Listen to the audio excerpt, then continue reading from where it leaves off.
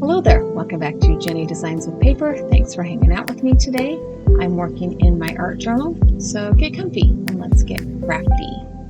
I'm creating an art journal page today with the mood board from the May Artsy Trio Facebook group, and this mood board was curated by Bea Grob, and there are some videos linked below for you to check out for the Artsy Trio group. So here is my printed copy of the mood board. There are shoes on this page, which are fabulous. The color palette is generally pinks and purples. There is a picture of a woman on this mood board, which is perfect because in the United States, May is Mother's Day month. So first thing I did was I remembered I had this napkin in my stash that had a bunch of shoes on it. So I went ahead and pulled that napkin out. I have separated the plies, and I'm going to use a wet paintbrush to tear apart the quadrants of this napkin and then take off the edges, the pink edges, and the words. I don't need the words. In fact, I don't end up putting any quote on this page. I know, it's kind of a weird thing, but I felt like the page stood for itself, I guess. All right, so I'm going to go ahead and use a paintbrush to take apart these quadrants and clear up all of the edges. I've sped it up a little bit so you don't have to sit and watch how tedious that was. And it's really not tedious. I mean, a wet napkin tears pretty quickly. The most tedious part is making sure it doesn't tear too much. So I did have to kind of dial back the amount of water I was putting on the napkin, and my desktop was my workspace. There was getting just a little bit wet, so I had to bring in a microfiber towel there every once in a while and dab up the water. Once I get this all cleared off, I am going to adhere it to my art journal page, not in a, well, all the shoes will be right side up, but they will be overlapping, and it will just kind of create this background, kind of that break the white page background kind of idea. So I'm going to use some liquid medium. This is a matte medium because I don't like the glossy. We've talked about that before. If you've not been here before, I live in a humid area, and a glossy medium makes pages stick together. So we're going to go ahead and just apply this with a little bit of liquid medium at a time. And I'm using most all of the 4 quadrants of this napkin, but I will have to tear a couple of them apart to use them properly. My art journal page is about 5 1/4 by 8-ish inches. This is a piece of mixed media paper that I have previously punched holes in, that I will cover the holes up and then have to punch the holes again because, you know, that's just how it works, right? So we're just going along here, adding a little bit of adhesive and then putting the napkin down. So they're kind of sort of lined up, but kind of sort of not really. And I didn't really try to make them match because why? I have one full square left, and I just slapped it down right over the middle. It is way bigger than I needed, but again, this is background. This is a nod to the ballet slippers and the high heels on the mood board, and it is just background. We're going to go ahead and heat set that to make sure all of that adhesive is dry, and then I am going to clean up my work surface and trim all the extras down. And then I'm going to push all of these shoes into the background of my page with a little bit of white gesso and a wet paintbrush. So this is Liquitex gesso. It is a liquid gesso. It will go on more opaque than it stays. It will become more translucent, and you will still be able to see the shoes in the background of the page in some parts of the page. It's not the most important part of the page.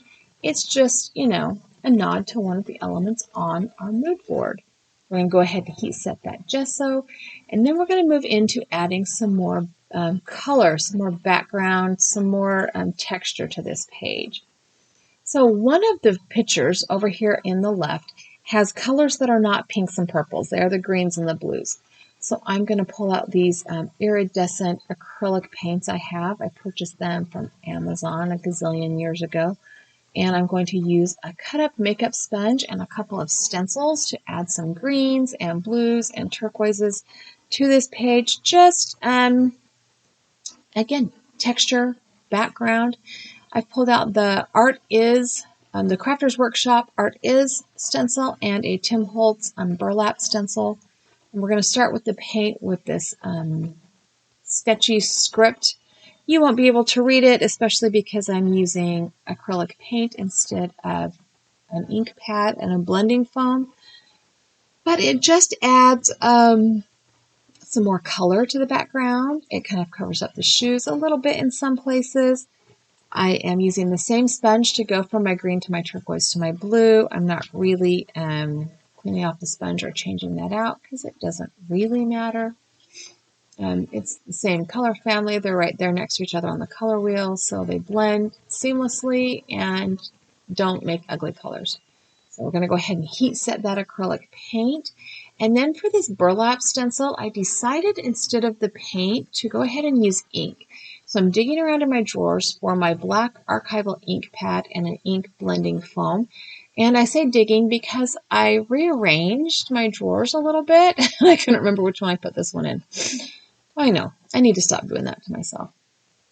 But anyway, I'm just adding some of this burlap texture to the top left and bottom right corners. It kind of creates a nod to a frame or a visual directional for your brain to send your eyes, because my focal image will nestle kind of right in there. I'm also using some more of these Tim Holtz rub-ons to add some more black and some more interest. Most of this you won't even notice in the beginning. When the first time you look at the page, like, you won't even notice that it's there.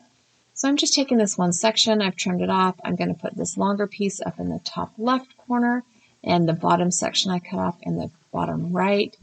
I'm going to speed through the rubbing off part because, well, it does take a hot minute.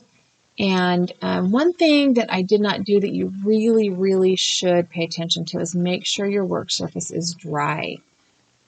Because I use that liquid medium and I've got some gesso on this page, the little rub-ons that I added to the bottom left corner do kind of stick and peel up when I start to remove the backing paper, and it did tear my page a little bit, but we're not going for perfection here. That's just more texture, right? I also have these gold rub-ons that I got out of the Target dollar spot. I don't even know, a gazillion years ago. And I just want to use these gold dots. So I'm going to go ahead and trim off that bottom or that top set of dots, and I'm going to cut it in half because it'll be a little, I don't know. To be honest, I don't know why I did. I thought maybe I would use one on one side and one on the other, but I ended up using them all down here in the bottom corner. And again, I'm just going to speed through that. These were a little harder to rub off. To be honest, they were in the dollar spot at Target, so they're probably not quite the same. But also, I've had them for a long time, so maybe their adhesive was starting to be less adhesive-y. I don't know what the right word is there. I felt like I needed to add some more pink back into this page because the prominent color in the mood board is kind of a magenta-y purplish pink. So I grabbed a makeup sponge and I added a little bit to the top left and bottom right corners. Again, kind of mirroring that make your eyes look here. It kind of pulls your eyes to the center of that page because I've put my elements in the top left and the bottom right. It does kind of pull to the bottom at the center of the page. So I went through my washi tape drawer and I pulled out colors of washi tape, the greens, the blues, the turquoises, and the gold to add some washi tape here. I will be the first one to admit I had no plan for this. I just started putting the washi tape down in kind of a little resting place for my focal image. I did put some of that liquid medium over the top to make it adhere. My focal image comes from this box of stickers that I got from my daughter for Mother's Day, which is really perfect because this is the May mood board, and so it's kind of perfect. So I'm going to take this picture of this girl with the flowers in her hair, and I'm just going to center her right there, kind of in the middle of my page. I am then going to pull out my washi tape, add a little bit more of that dark blue to the bottom, and then I'm going to do another top frame. And I started with the dark blue this time, which really I should have started with the dark blue in the first place because it's darker and less translucent, or transparent, I mean. But yeah, I did forget to put adhesive over the top of that. I'm going to have to go back through and make sure I do that. Anyway, to cover up the back of the page, because the very first Artsy Trio page I did, I used pattern paper on the front and back of the page. So for every page since then, I have felt the need to put pattern paper on the back of the page. which works because sometimes the backs of my pages are really messy and ugly looking. So I am going to go ahead and put some really strong double-sided adhesive around the edge, and then I'm going to put liquid glue in the center of the back of my page, and then I'm going to put it down on top of this fuchsia pink pattern paper that I got out of my pink pattern paper drawer. Yes, I am that crazy lady who separates her pattern paper by color as opposed to by the book that it came in for the most part. I'm going to pull out my little guillotine trimmer. This is just like the We Are Memory Keepers Hobby Lobby version. It works for me. You know, it works. I'm going to pull out this little guillotine trimmer and trim off the rest of that pattern paper, clean up the edges on my art journal page, and we're nearly finished here. I just needed to pull out my hole punch to put the holes back in my page so that I could put this in my binder. It did take a little finagling. Somebody had messed with the settings on my page, and by somebody, I mean, you know, whoever put it in the drawer last. It totally wasn't me. Just kidding, it was. I'm going to go ahead and add some glue to my printout of the mood board just so that I have that there for future reference, you know, because that's what I do. And I'm going to sign the bottom. I'm going to sign my name. Before I sign it, I decided that fuchsia was a little bit too in your face, and so I just put a little bit of white gesso on my work surface and used a finger to push that back. And while the pink is still there, it is a little less prominent, and it makes the focal image look a little bit more of like the focal image, right? So I'm going to sign my name, Jenny. I'm going to date it May 2024. And this is my May Artsy Trio Facebook group art journal page. Oh my gosh, I totally forgot the word art journal page. Can you even believe that? I've lost my mind. Alrighty, thanks for hanging out with me today. It was a quick one. I sped through a lot and cut out some fiddly stuff. I hope you enjoyed it. I have a couple of other videos here I think you will enjoy. I've added that subscribe button. If you have not yet subscribed, I would love it if you did. Leave me a comment down below and tell me whether or not you've ever visited the Artsy Trio Facebook group. Give me a thumbs up if you liked the video, and have a really fabulous day.